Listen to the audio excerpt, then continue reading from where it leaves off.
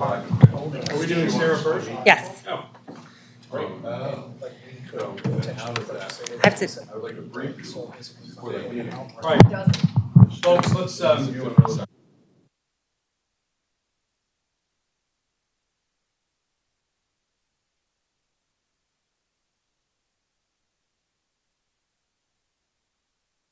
All right, good afternoon. This afternoon I am going to talk through a draft proposal for changing how we handle the transfer of capital funds. This is something we've been talking about for a while, and I'm very excited to bring it to you today. It's very much a draft, so we're looking for feedback.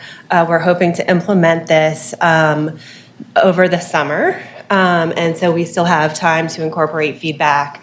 The goal is to include this in the city's administrative manual, and we are shopping this around to various stakeholders. So we've gotten some feedback from some of the stakeholders listed already, and we'll be further refining this process, but want to include feedback from the Planning Commission as one of the key participants in this process. So we want to know what you like about the proposed new process, concerns you have, questions, suggestions, any other feedback. This is what I've been collecting from all of the stakeholders as I've been sharing this proposal. The goals of the new transfer process are to make the process consistent with the city charter, first and foremost. So we have discovered that our current process is not consistent with the city charter. But in addition to making it consistent with the charter, while we're changing the process, we have an opportunity to achieve some other goals. So we want to focus the review on more significant transfers and improve the quality of review. We want to streamline the process where that's appropriate. We want to improve public transparency. We have some, in the current process, there are opportunities for data entry errors, and so we, in revamping the process, are hoping to minimize or eliminate those, as well as minimizing some manual processes that are part of the current process. And then we will hopefully be able to improve tracking with this new process. So in terms of the city charter, this is an excerpt from the charter in the section regarding the use of appropriations, and it indicates that the Board of Estimates will approve transfers upon the receipt of reports and recommendations from the Planning Commission. And so this would require that the Planning Commission review the transfers first in order to provide those reports to the Board of Estimates. And as you know, in our current process, it's vice versa. Board of Estimates is approving transfers first, and then they're coming to the Planning Commission. So this is what the current process is. We have, some very outdated technology being used where agencies are submitting pre-approvals via email to the Department of Planning, and then they're submitting in BOE Submit for the transfer. BAPS reviews it as part of the process of getting on the agenda for the Board of Estimates, but Planning Commission is not part of that formal approval process. We're just in this kind of email process, honor system process prior to agency submitting for the Board of Estimates. And then once it's on the Board of Estimates agenda, it is reviewed by Board of Estimates and then Planning Commission. What we're proposing is to distinguish between transfers and have a different process for routine transfers and non-routine transfers, as well as budget amendments at the time of project closeout. So in terms of project closeout, the law department has advised that we should not call this a transfer, but the technical process is the same as a transfer in that there's a budget amendment happening. So when an agency completes a project, any remaining funds in that project would be moved to an unallocated account. It's kind of a holding place for those remaining funds. And then we would review those each year as part of the CIP process. So we would see everything that's in unallocated, and we'd have an opportunity to program those funds into the six-year capital improvement program. Agencies could, propose transfers at other times outside of that, but any remaining funds at the time that we're preparing the budget could be incorporated into the capital budget process. Sarah, I could hold this question if you prefer, but is that precluding a mid-year transfer? Is it like if a project is closed out in year 4 of the year, the month 4 of the year, it goes to unallocated and it must sit there until the next CIP when it can be reallocated, or can it be reallocated on the fly in the middle of the year? It could be reallocated through a transfer in the middle of the year. But the So- agent, and I'll show you where that falls. That would be a non-routine Okay. transfer. That's Yep. fine, thank you. Keep going. Yep. So then we're creating kind of this new category of routine transfers, trying to distinguish between the types of transfers that the Planning Commission is reviewing in terms of which ones need more scrutiny and which ones are much more routine in their nature. So these ones are the ones that would be routine in nature, and what we're proposing is that they would still be approved by Planning Commission and Board of Estimates, but these routine ones would be on the consent agenda for Planning Commission, and the non-routine ones would be on the regular agenda and have more scrutiny. So the routine ones would be if, for the same project, you're moving from a reserve account to an active account. Just if this project, is old enough that there are still funds in reserve, it would be routine to move it to active for the exact same project. Another scenario might be that you have a general project, such as a project for playgrounds or street resurfacing, and you're moving funds for a specific contract. So you're doing spring street resurfacing, and that has a contract award associated with it, and you want to be able to, as the Department of Transportation, track that contract separately and have those funds in their own project.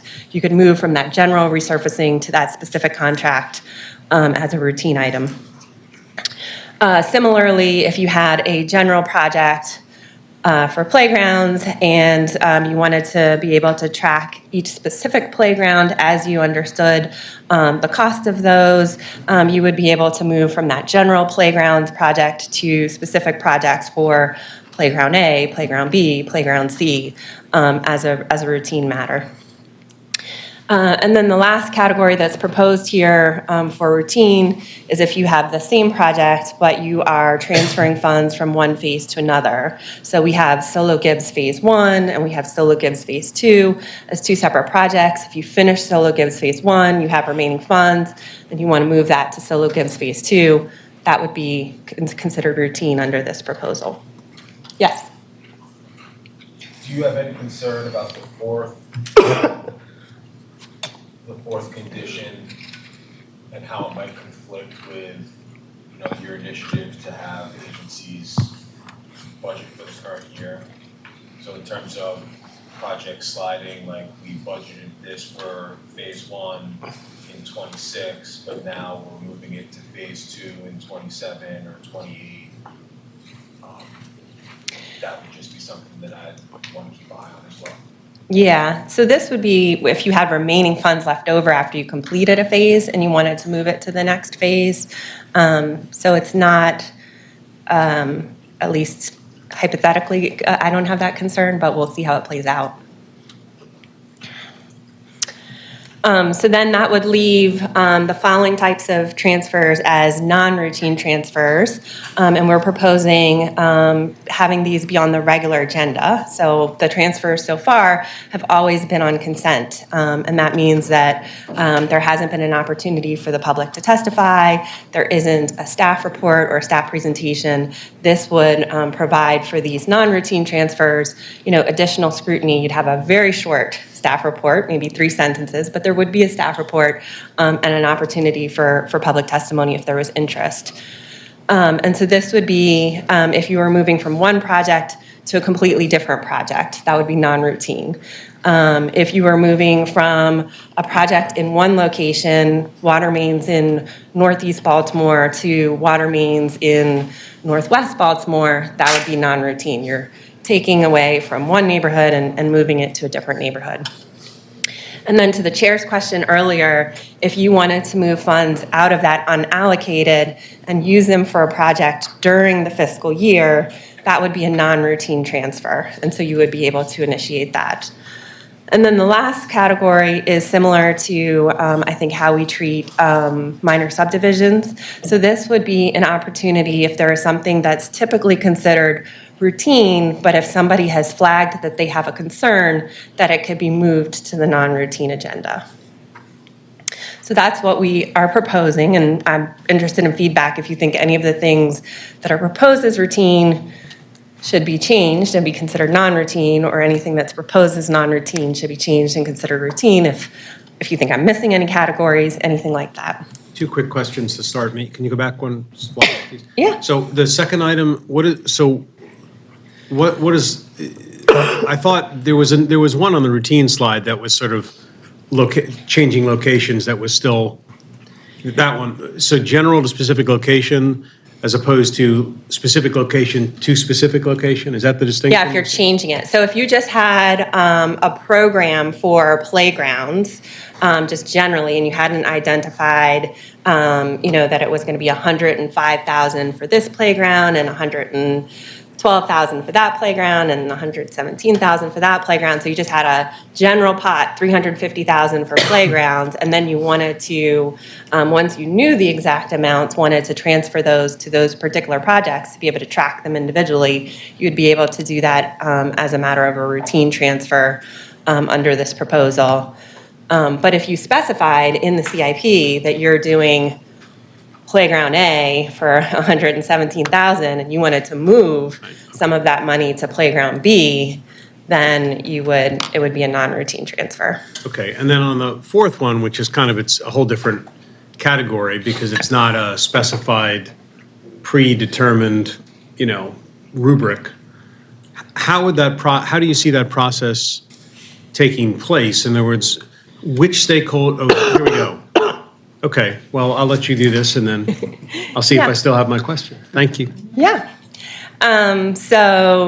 This may be a little bit more detail than you're interested in, but this is what we're proposing as the process. So agencies would submit an online form to the planning department. The planning department would review it, and we would, to your question, publish the transfer requests. And so that's how stakeholders would have an opportunity to review those and identify if there were concerns about them. So we would publish those. My goal would be at the time that the Planning Commission agenda is published. And so then people would have an opportunity, and we have to work out the details of, how long they have and in what method and all of that, but they would have an opportunity to flag a concern about something that's listed as routine, and then we would move it to non-routine. And so then Planning Commission would review both the routine and non-routine transfers, and instead of agencies submitting to the Board of Estimates, Planning would submit all of the transfers to the Board of Estimates. BAPS would still review, BOE would still review, and then BAPS would load them all in Workday, and this would help eliminate some of the data entry opportunities for issue. I don't think we've had any issues, but there's the opportunity the way it's currently loaded. So probably of most interest to the commission is what type of information we want to collect to do this review. So for routine transfers, we really don't, I think, need a lot of explanation if they're moving from reserve to active for the exact same project. But if they are moving funds because of a specific project, specific contract, we would want those contract details. If they're moving to a specific location, we would want those location details and the rationale. If they're moving from one phase to another, we would want to understand the status of both phases and the cost of both phases and the rationale for that.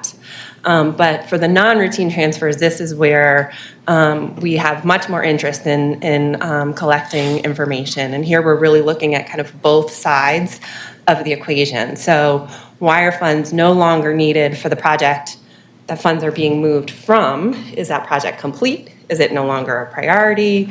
Did it come in under budget? Like, what are the reasons that you no longer need money for that project and you're able to move funds out of that project? And explain that. And then why do you need funds for the project that you're moving the funding to? And we want to be able to collect some data here. So is it because costs have increased due to inflation?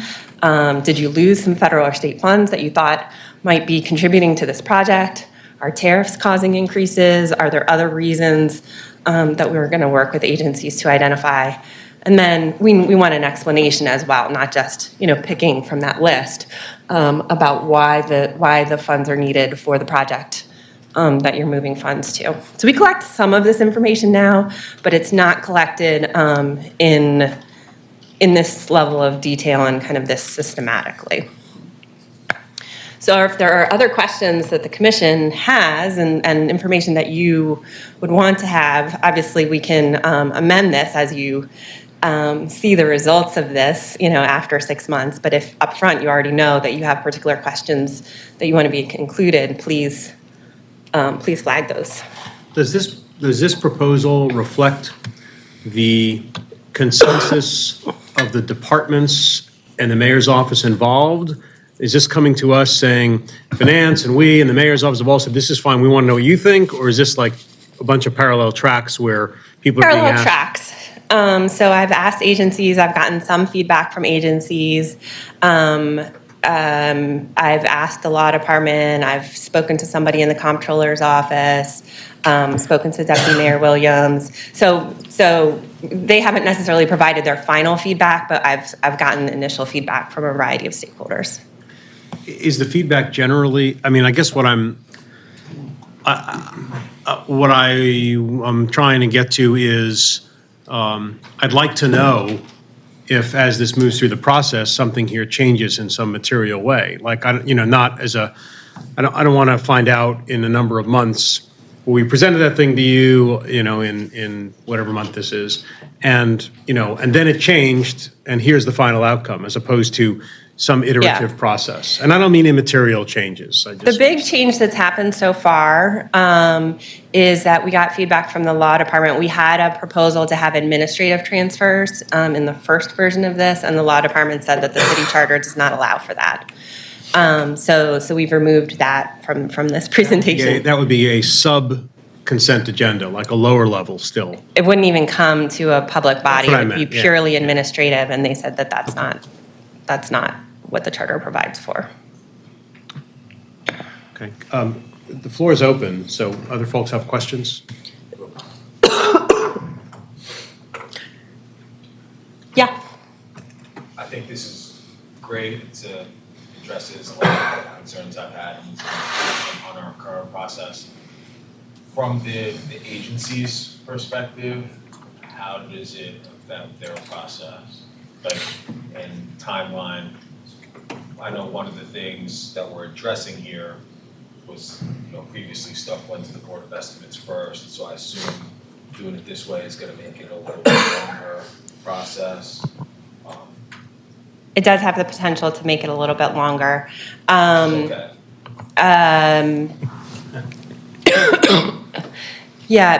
So there are some agencies who are very excited not to have to deal with submitting to Board of Estimates and having Planning Commission do that for them. So they don't have to worry about that. They don't have to enter anything in Workday. All they're doing is submitting this online form to get the process started with us. And then we're kind of taking it through the Board of Estimates and Workday and all of that for them. There is the possibility that this will be a little bit longer of a process because we want to have the information in time to publish the agenda, which means that they're not giving it to us just at the last minute. And then we're going to have to meet the submission deadline for Board of Estimates. But we haven't heard any significant pushback on that yet. In our role as stewards of the department, I wanted to ask you about departmental resources to do what sounds like more work. You become the conduit for this, and in a way, it'll be nice because it'll be more uniform and all those things, so it'll be good for the system. But does the department, Chris, Sarah, have the resources to do this adequately? I think it's a change in work, so it eliminates some manual processes. So in that way, it's a time savings, but it does add, we have to be a planning commission every time, right? So there is that additional work, but I think it's worth it. No, just to say that we have added 2 positions in the CIP section. Okay, I just think it's appropriate to, and I want to speak up for that if it's necessary. If you say it's covered, then I accept it, but if not, then we want to be heard on that subject to make sure that we're not just creating another roadblock because we haven't dedicated adequate resources to the system. Mm-hmm. And do you know not to know, so I'm thinking about I'm worried about things being longer and taking a considerable amount of time and the drain on staff resources. If we could vote on it even virtually if there's things that need to be voted on and we don't want to wait 3 more weeks for it to go through us, then 3 more weeks of BOE. Like if we could do a virtual approval on some things that don't, so it doesn't require a hearing. I guess I don't know if we've opined or asked about that piece of. I have not, but because we're trying to make it more transparent and I know. advertise them, that might be a little bit of a challenge. One thing I do want to explore that I haven't yet explored, so this may be premature to mention, but is the possibility of getting things on, submitting them to Board of Estimates before they're approved as a placeholder item. And then before their agenda is finalized, Planning Commission would have to meet and vote on it. I think that's a possibility and could help with the timeline. It's hard to see around all the corners here, right? And, you're living with this, so to a large extent, I trust your judgment that if you think it makes sense, and I agree with the vice chair that it's absolutely a radical improvement.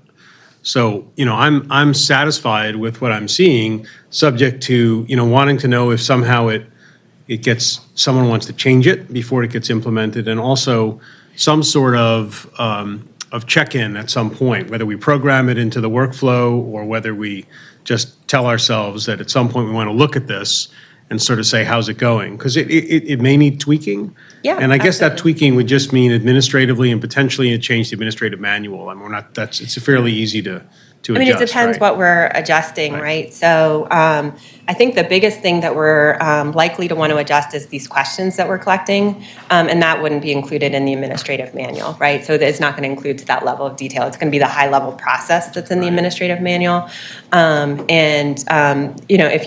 If you see now kind of any adjustments to the questions, we can make those, but definitely 3 months in or 6 months in, whatever timeline is appropriate. Then we can take a step back and say, are you getting the information that you want to be getting in order to make these recommendations? Or is some of it extraneous? Is something missing? Because this is how we'd be collecting the information. So we're not going to have more information than what you see here. I assume you'll be developing a template or a questionnaire or, I don't know, whatever, a spreadsheet, something that that structures this. An so online that form, we- yeah. Okay.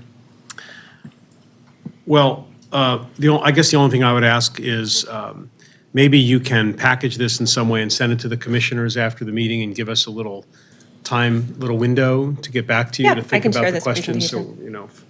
Yep, sounds good. But thank you and congratulations on continuing to move this forward. It really is important. So appreciate your attention. I think you've heard, and even before I arrived here, I know this has been a troublesome issue. So I'm glad everybody's cooperating to fix it. So just in terms of the timeline that we're aiming for in terms of the implementation, we are parallel to this working on, you've heard me mention that we're working on funding source rules with the Bureau of Accounting and Payroll Services. They have a transition in leadership, so I'm hoping that continues to move forward. But as part of that process, there's going to be a pause on transfers for about 3 Board of Estimates meetings, likely. And so the idea would be when we resume doing transfers, after that pause, we would be resuming with this new process. So it kind of makes for a natural transition. It's great. And just one other thing. When you send us what you're going to send us, can you add to it the examples? When you did your presentation, Oh, yeah, you said, so for example, a playground, that kind of, if you could just put that and any other quick, easy to digest relevant examples so that we can sort of see it in concrete terms, that'd be really helpful. Yep. Good.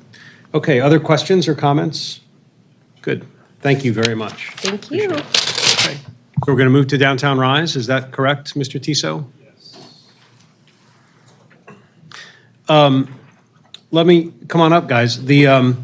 I know we're probably a little bit behind schedule. Do not worry. We will delay by some amount the formal 1 o'clock start to make sure you have adequate time. So I know you've been given some, you're very welcome, and thank you for being here. And the good news is that most of you helped develop this, and so that makes it a little bit easier in sort of some of the background piece of it. Would appreciate all of you and the time. We're for it. recording, it's gonna put the microphone on, I'm not for recording. Okay.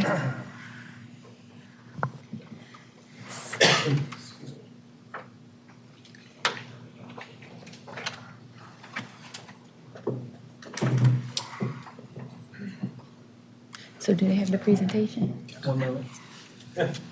I'm trying to host a meeting and share at the same time. Of course, it's always the wrong one. Isn't it this one? It's a little one behind the round mouth.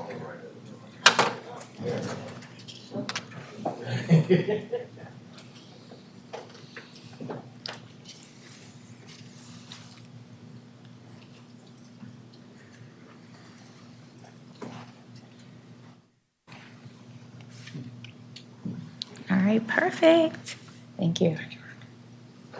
Thank you so much. So for the record, I am Shalonda Stokes. Okay, I'm president of Downtown Partnership of Baltimore and just appreciate the opportunity to present Downtown Rise and also just want to express appreciation for Downtown Rise and for what you all have done to really help us get to a place that I think we're really starting to galvanize everything under one umbrella. And that's really the goal of this. Downtown Rise, when we talk about where downtown and the state of downtown was or is, I don't know, right? And this piece, I'm like, am I doing something in here?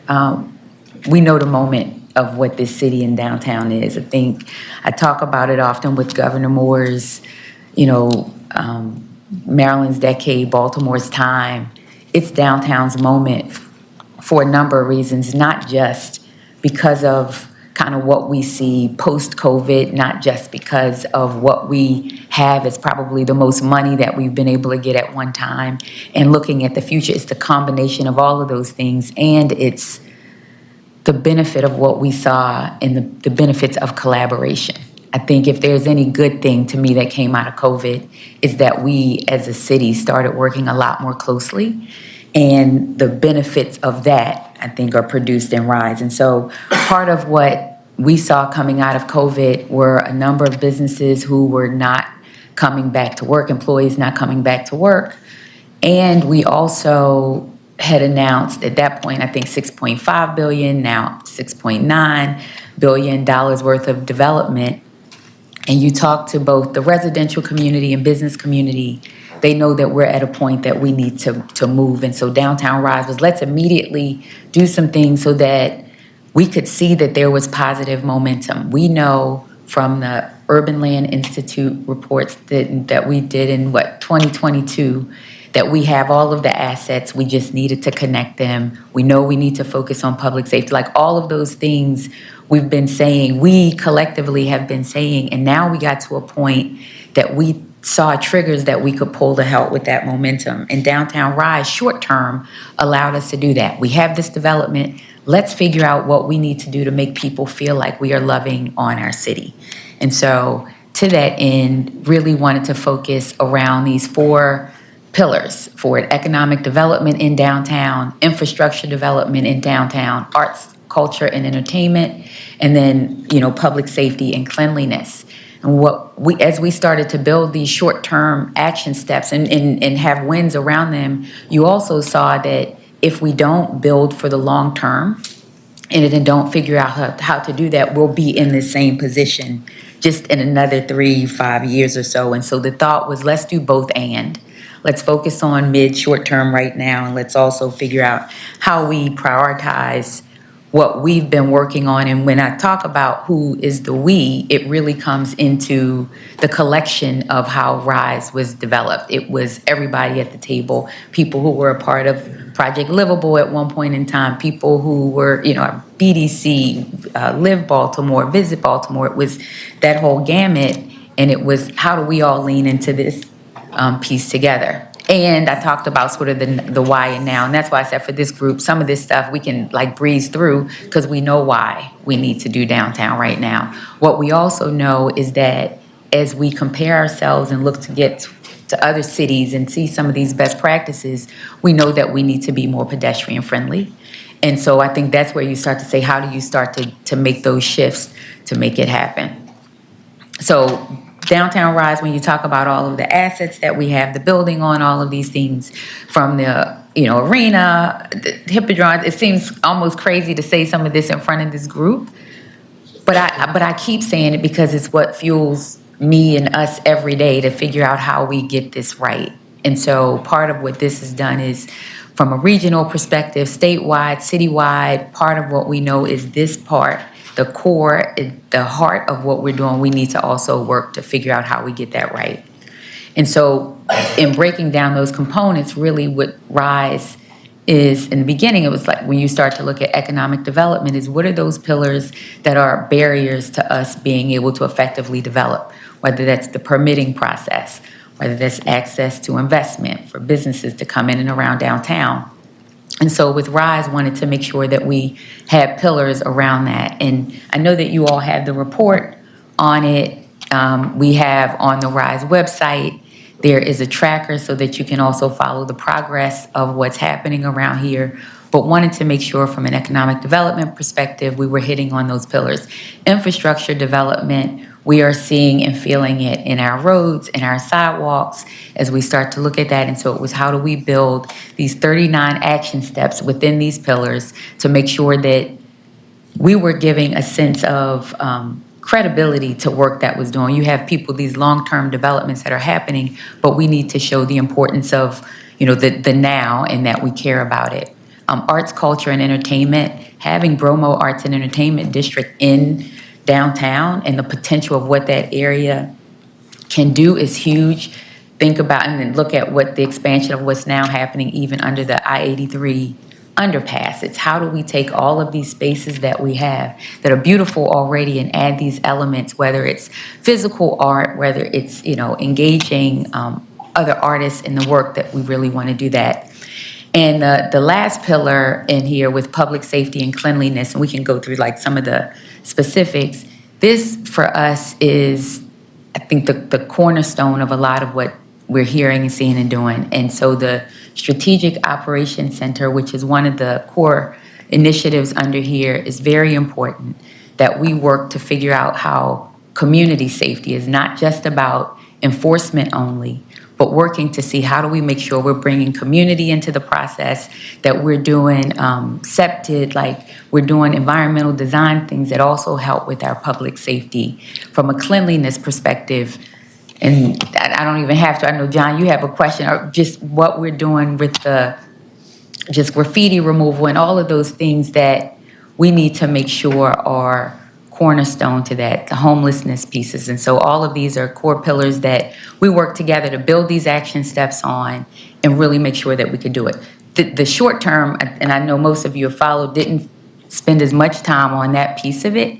We can follow it online. Really wanted to set the tone for what really starts to go into the longer range planning of it. So with here, just if you go to the tracker, 38 action steps, 6 of them are already complete on there. 18, as you can see, are in progress. 10 are ongoing, and then 4 impending. Part of what we're doing, and we update this quarterly, part of what you will also see is we've started to make accomplishments on some is, yeah, they're complete, but really it isn't, because downtown may not look different as a result of that. And so it becomes an ongoing where we start to build onto it.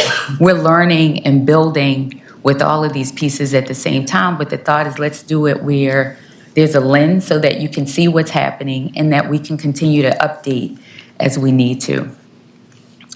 Things that we did to help us get within sort of the RISE framework and understand what we wanted to do, initiatives. We did a canvas and working the 106 blocks of the Downtown Management Authority so that we could understand curb and light poles that were out and all of those things to make sure that we could have that full assessment.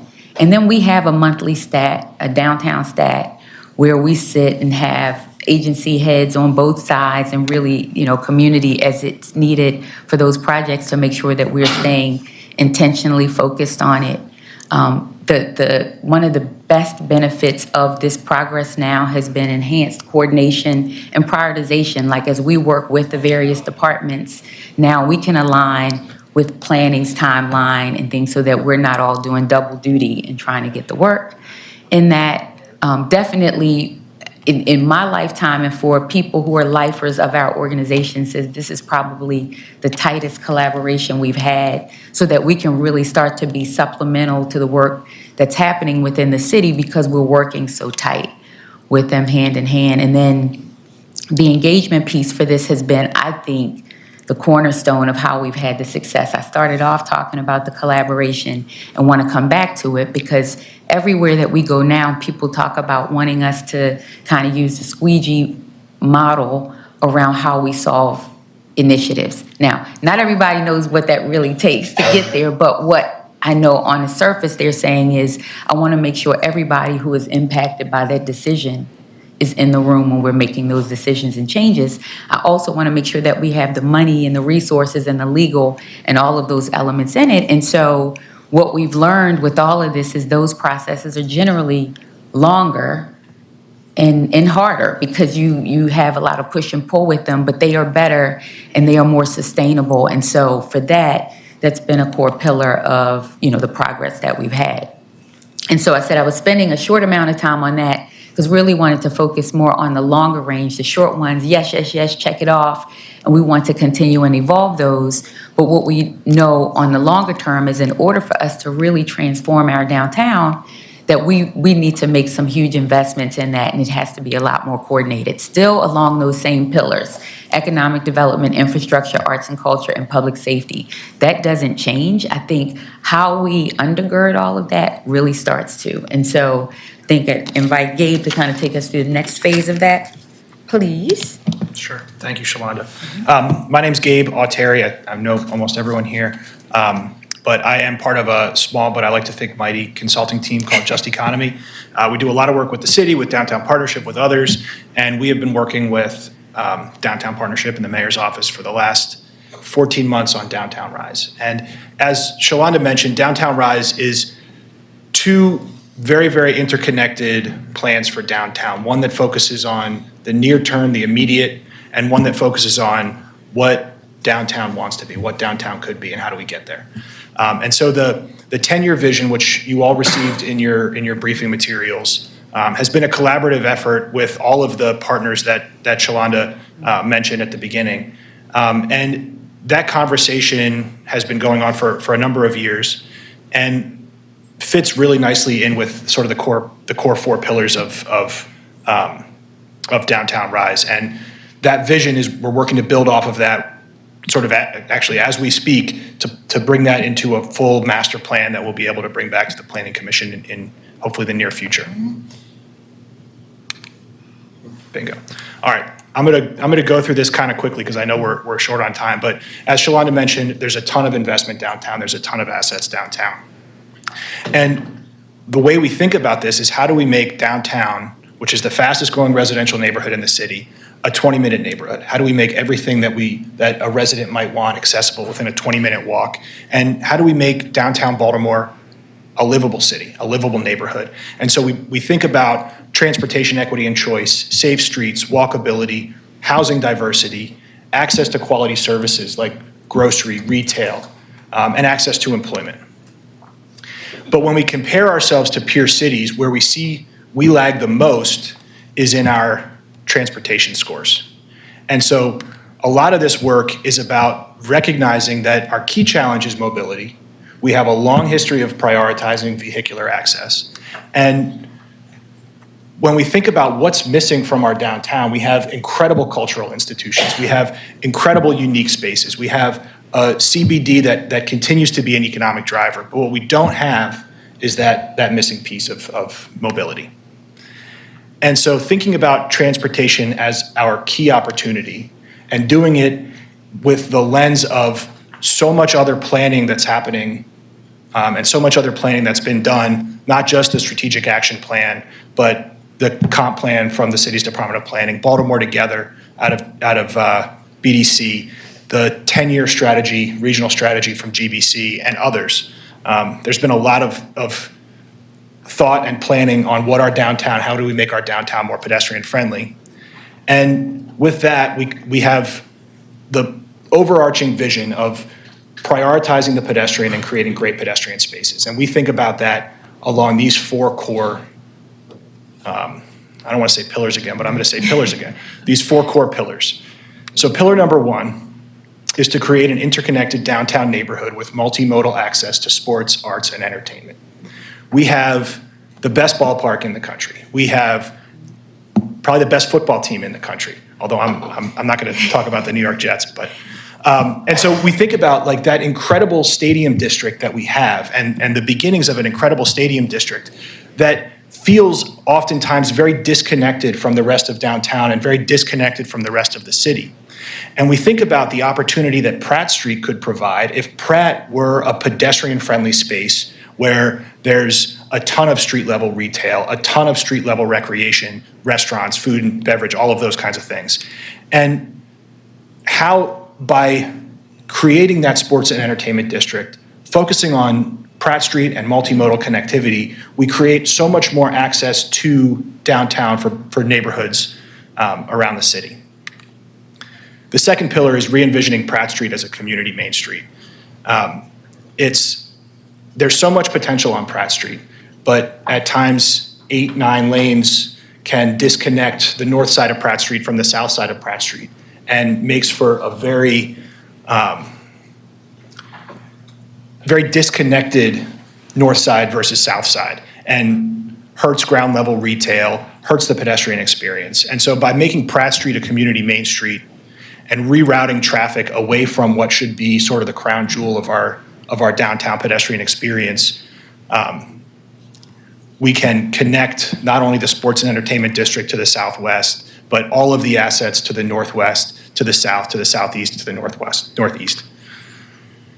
The third core pillar is maximizing connectivity and mobility through equity and choice in transportation.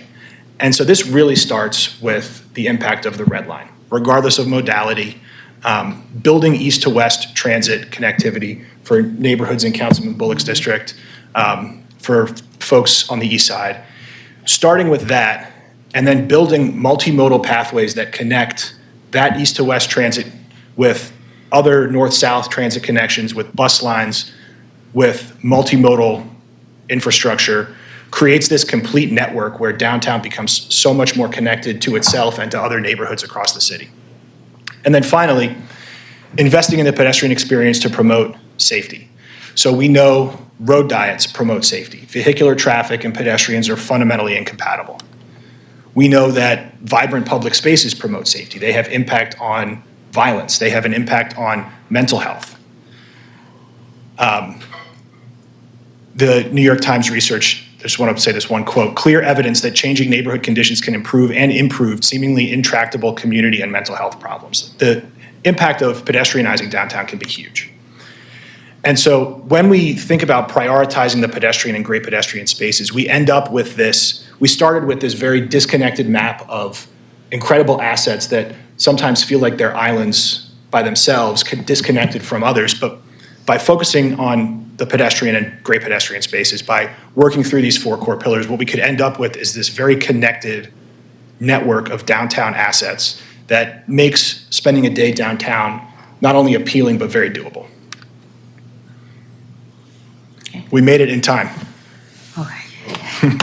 So, any questions? Right. And I think just a couple things to add to that. I think we had a board meeting recently, and you started to look at the success of the arena with it being the number 4, I think, grossing in the world for its size.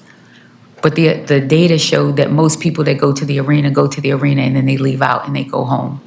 And that dollar doesn't stimulate in our economy downtown. It doesn't stimulate. And so part of what we're building is how do we really sustain and build this neighborhood where people are coming in, that 20-minute walk here. We want people to come in, enjoy, and add to the culture. So excited.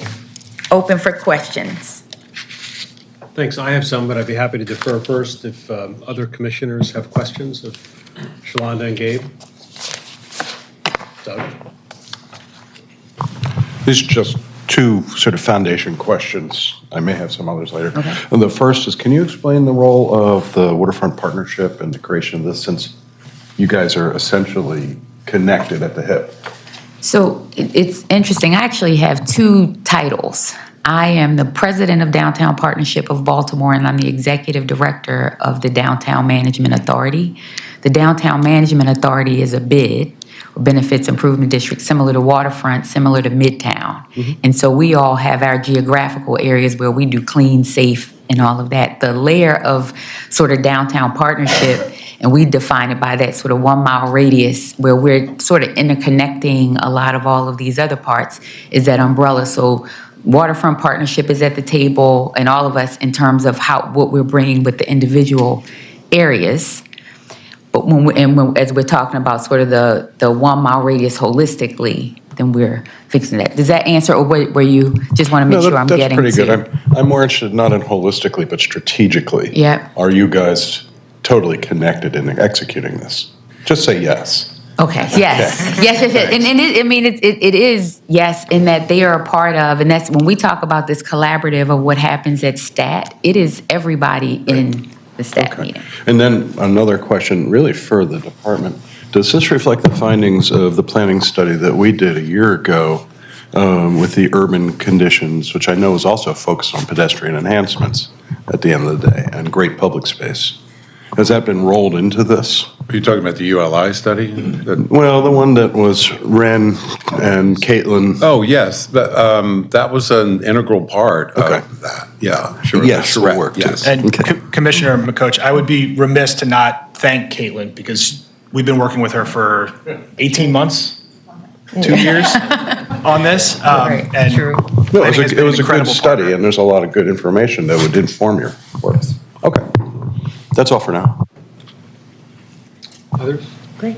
Please. Thank you so much. Love seeing the update. This is great. I mean, Downtown Rise has just been, on the plate, off my plate. But my main question for me today, a little bit selfishly, is how can some of the neighbors who are not in downtown help support some of the stuff that's happening in Downtown Rise? I love that question. I thank you for it, and I thank you personally for helping us institute a lot of what's in RISE altogether. I think that as we look and we're marketing the state, the city, it's incumbent upon all of us to help uplift and sell all areas. And so people who are not within the sort of footprint of it, definitely positive advocacy helps lean in. I think figuring out better opportunities to collaborate. I think one of the key wins, thank you for the partnership, I think in Downtown Rise, within downtown has been the billboards. And not just because of what they do for downtown, but the thoughtfulness in that not only does the resource, we have media time that we can spend and allow our partners to have airtime on, but that the 1%, it's 5% revenue share that we get for that, and 1% goes to the partnership to operate the program, and 1% to each of the arts and entertainment districts throughout the city. I say that to say the thought is that downtown should be reaching out and having other areas reach in so that we are all the city of neighborhoods that we talk about. So advocacy, resource, obviously, partnership, and one of the areas as we've been expanding now is trying to make sure that we go to the partners so that there is a full understanding of what's happening here so that there is that positive news and momentum. And so that's on the short term. Longer term, I think we have some other pieces and pillars. I would just add that as we move from this 10-year vision into a 10-year master plan, there will be ample opportunity to engage with neighborhoods around the city on how this master plan fits into their communities and how we're adding value to their neighborhoods and creating opportunities for folks to come from all across the city and experience downtown better. And I think the thing that if you say like what's keeping me up at night, I want to figure out how do people feel like it's theirs and not ours. And that, I think some of that, tried to do a number of community outreach, but sometimes when we lean in, it's like, oh, it's yours and I want to support your thing. I want it to be we. And so any help with us figuring out how we get to that piece too. Yes, sir. Thank you both. Great Thank to you. see you. This is a beautiful vision, and it's also great to see the progress along with it because it's already underway. And here in planning, we see a lot of plans that overlap with each other and build on each other. And coordinating and executing that work is part of the challenge, and you guys are up against the same thing here. So my question is about transportation. You identified transit as, one of the biggest needs. And so with so many players involved, your umbrella organization, DOT, MDOT, Red Line, et cetera, sort of, how do we lead on transportation? There's some things in here like the trash cans and the art boxes and things that can get done, I assume, within Downtown Partnerships budget or whoever. But when we talk about these big things, and we've heard many times before about the importance of Pratt Street, but also kind of nothing can happen until the red line is determined, and that's a black box, and then we've got complete streets, that's been out for a long time, but implementing is always easier said than done. So sort of, what's your take on how you all are gonna navigate the transit piece? I mean, that is the core to what you're saying, and I think it's core to how we've been moving to collaborate. What I will say is, I know that if we don't, it won't happen. And we've been having the progress that we're having because we have everybody in the room. And when I say some of these decisions are hard, they're hard. The transportation piece, outside of the mode or any of those selections, where it goes and all of those things only happen when we decide how we're going to prioritize, what we're going to prioritize around it. And from the development community, thinking about whether it's Harbor Place, whether it's CFG, but like all of these other pieces that are in there, what we've heard them saying is we need this infrastructure to survive and thrive and get investment. When we talk to the residential community, they're saying, I need access to this and I need this in my neighborhood in order for it.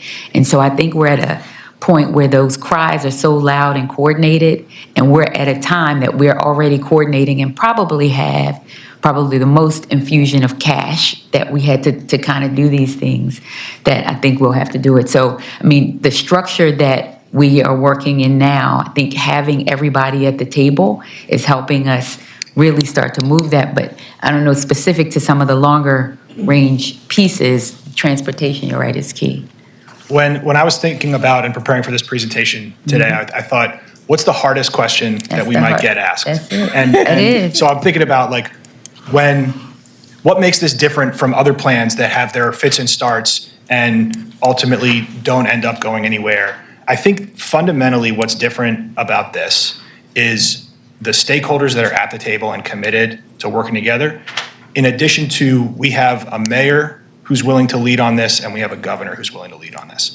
And so building from core opportunities, core investments like the Red Line, like the potential convention center renovation, like Harbor Place, there's so many opportunities to leverage those investments and create the broader opportunity. Absolutely. I've got a couple of things. One, I want to say I was very gratified to read in the mayor's comments in what you circulated.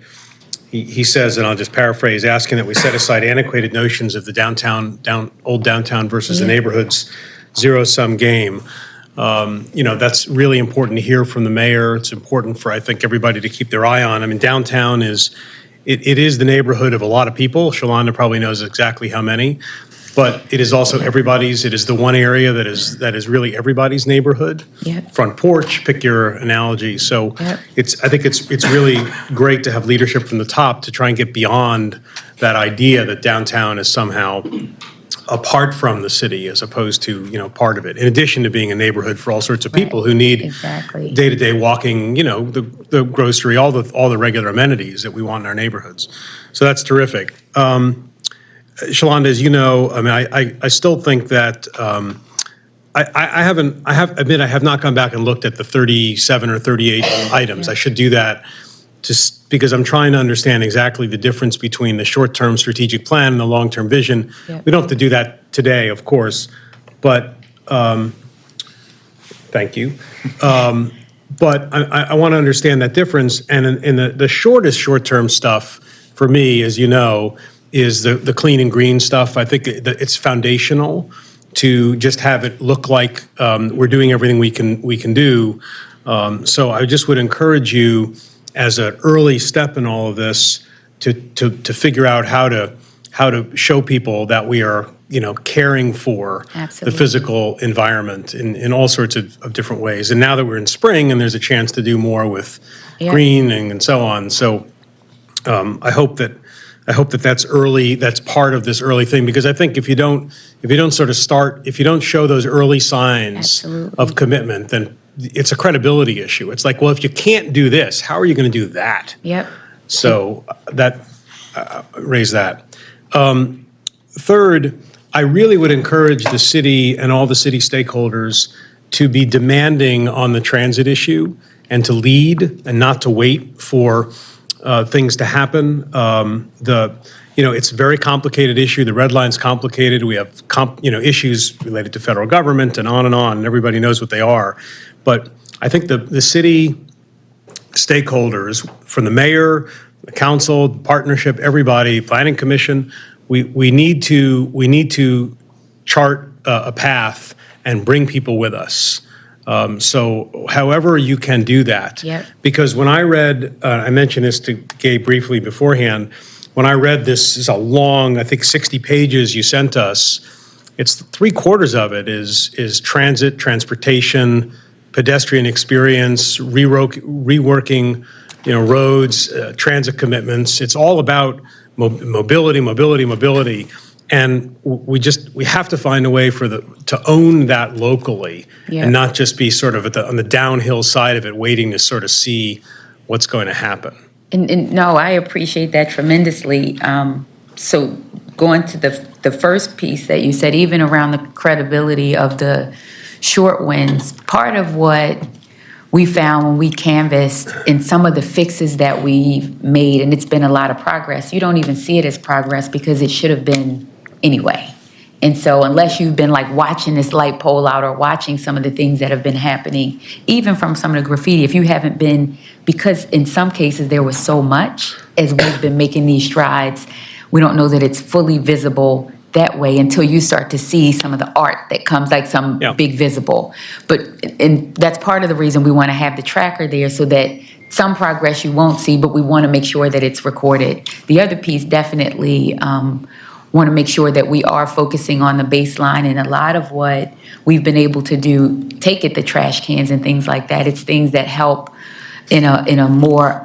help us better do our jobs, and things that people may not have paid attention to, but like even the way that all of our biz and our teams function, where you leave, the bags on the side of the street until they come and pick them up.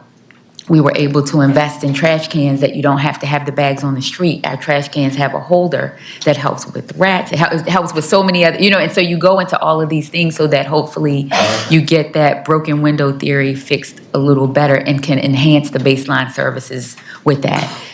So definitely want to make sure that you all see the progress, and these will continue to evolve and change. Definitely what you're talking about in the leading position for the second part, that is core. And I think leading in this piece, it's almost leading with the three-legged stool, which is really strong. And that's why I'm really excited about what we formed, almost as this sort of trifecta of how the business community and the government, probably are really investing and moving this piece along. Our partnership with the city and the state on this has been tremendous. And just looking at even the funding and the continuation of the funding for initiatives that we have, because they see them as a we, I think is really going to be primary, and the transportation is central.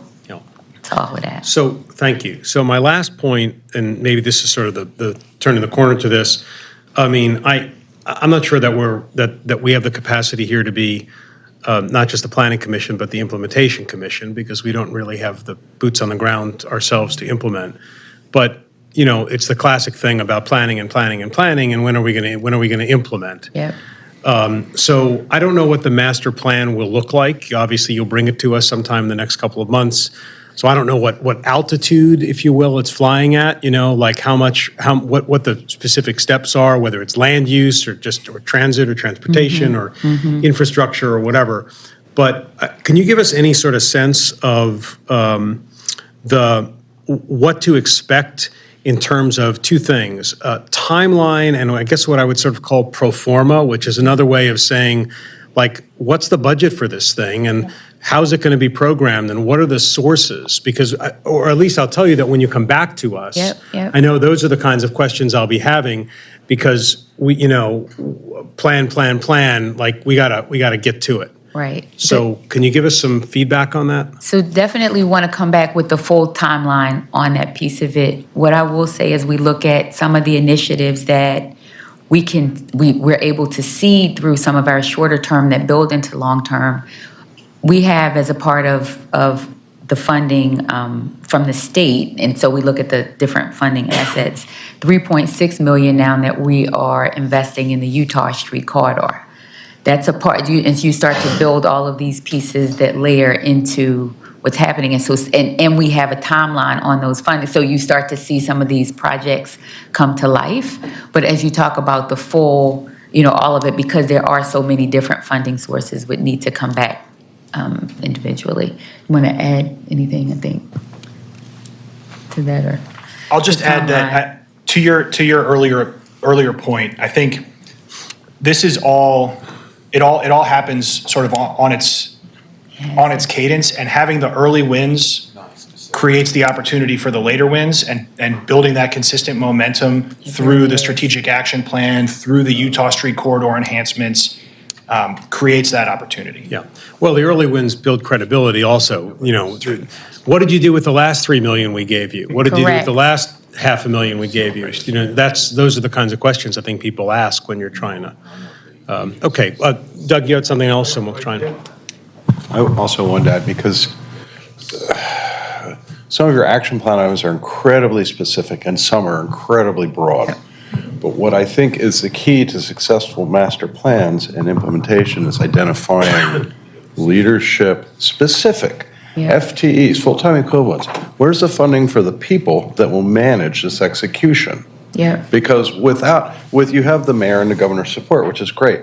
I think that now the ball is in our court as citizens to live up to that and put the resources in place. And that starts with a management structure.